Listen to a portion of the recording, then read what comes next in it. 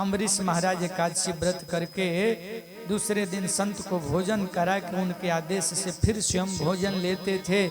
उनका नियम था, एक बार महाराज अम्बरीश ने एकादशी व्रत कर रखा था, दूसरे दिन प्रातः काल उनके यहाँ एक महात्मा आए जिनके बारे में आप सब सुने होंगे। उन महात्मा का नाम है दुर्वासा ऋषि। बड़ा क्रोधित जाने जाते हैं, बात बात पर गुस्सा हो जाते हैं।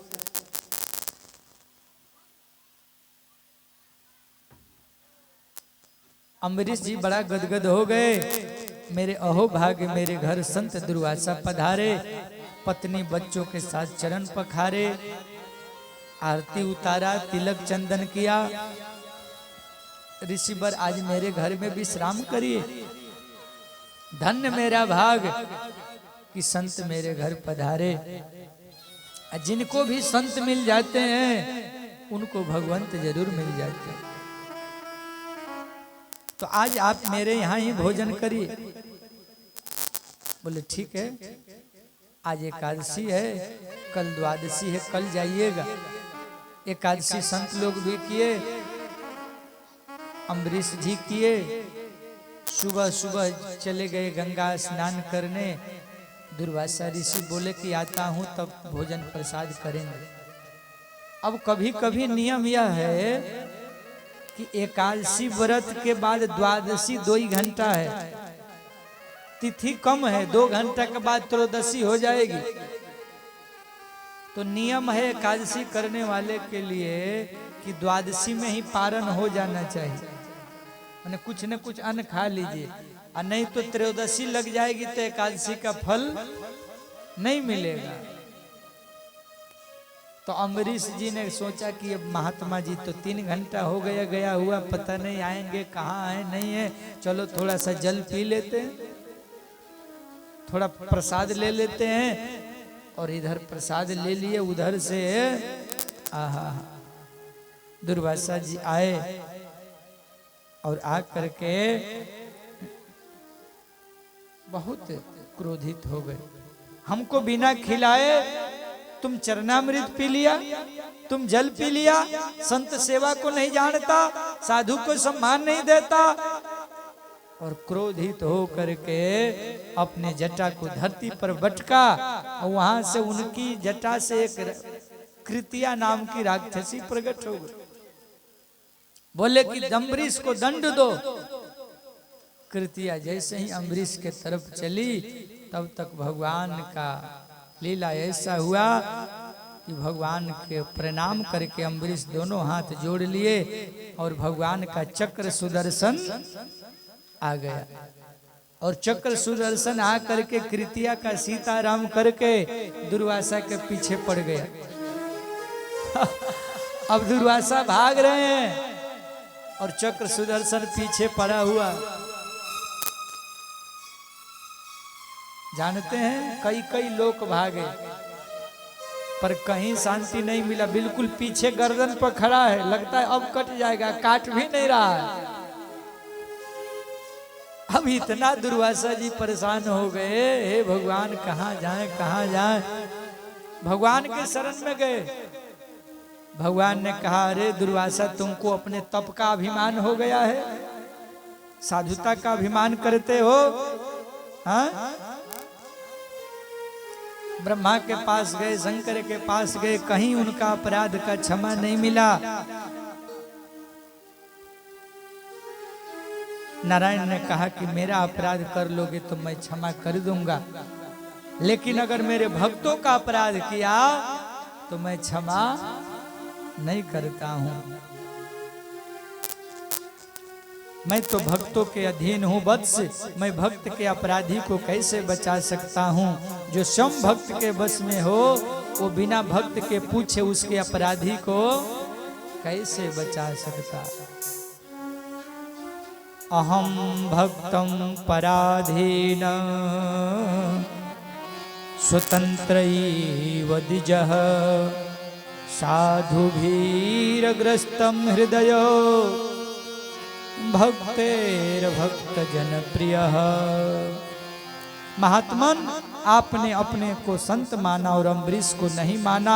आप जाकर के राजा अम्बरीश से क्षमा कर याचना करेंगे और उन्होंने क्षमा कर दिया तो ठीक है, अन्यथा मैं कुछ नहीं कर सकता।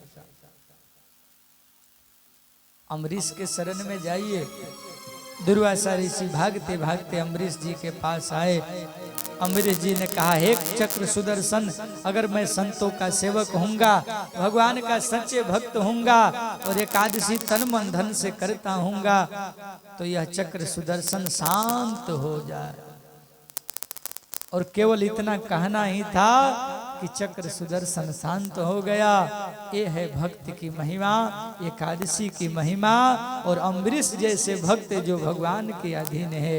इसलिए तुलसी बाबा मानस में कहते हैं, जो अपराध भगत कर करई, राम रोष पावक सो जरई।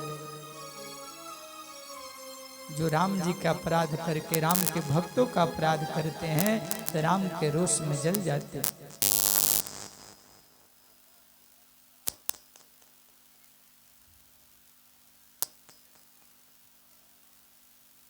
तो इस सूर्यवंश में एक से एक प्रतापी राजा हैं। राजाओं में परम यशस्वी यूनाश्व राजा हुए। सूर्यवंश की विशेषता रही, यहाँ बिना यज्ञ किए किसी के घर में पुत्र नहीं होता और चंद्रवंश में बिना झगड़ा का किसी का विवाह नहीं होता। दोनों वंश में अलग अलग अंतर है।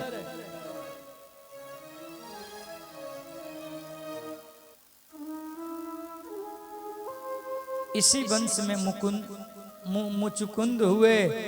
इसी वंश में आगे चल करके राजा सगर हुए। इसी वंश में आगे चल के भगीरथ हुए, जिन्होंने गंगा मैया को धरती पर प्रकट किया। और इसी वंश में अंशुमान हुए, असमंजस हुए, रोहित हुए, रोहितास हुए। और इसी वंश में जिनका सच्चाई के लिए पूरी दुनिया जानती है कि इनके जैसा सत्यवादी कोई नहीं धरती पर हुआ, राजा हरिश्चंद्र भी इसी सूर्यवंश में हुए। इसी सूर्यवंश में हुए।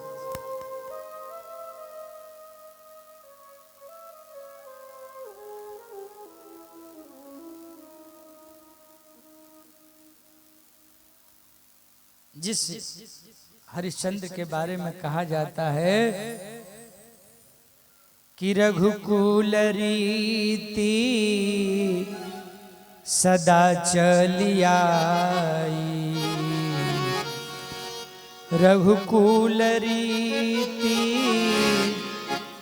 सदा चली आई, प्राण जाई पर वचन न जाई, रघुकुल रीति सदा चली आई, प्राण जाई पर वचन न जाई, रघुकुल रीति सदा चली आई, रघुकुल रीति सदा चली आई, प्राण जाई पर वचन न जाई, न जाई पर वचन न जाई।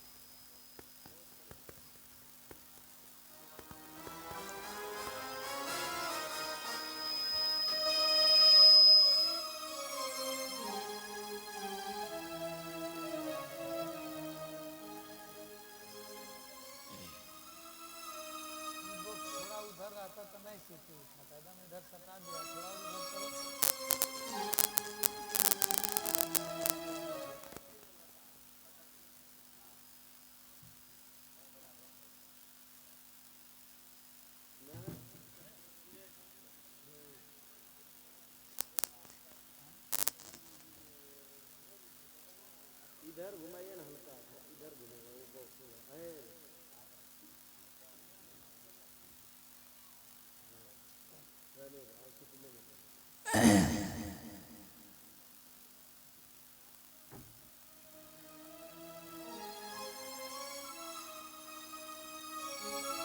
इसी वंश में आगे चल करके एक राजा हुए जिनका नाम है अज, और अज के ही बेटा हुए महाराज दशरथ। महाराज दशरथ के यहाँ सब कुछ भरा पड़ा है।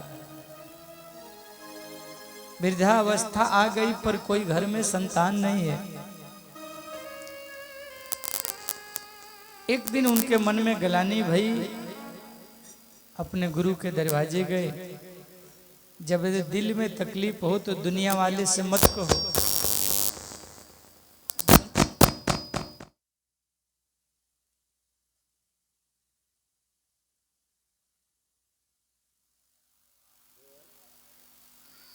हेलो।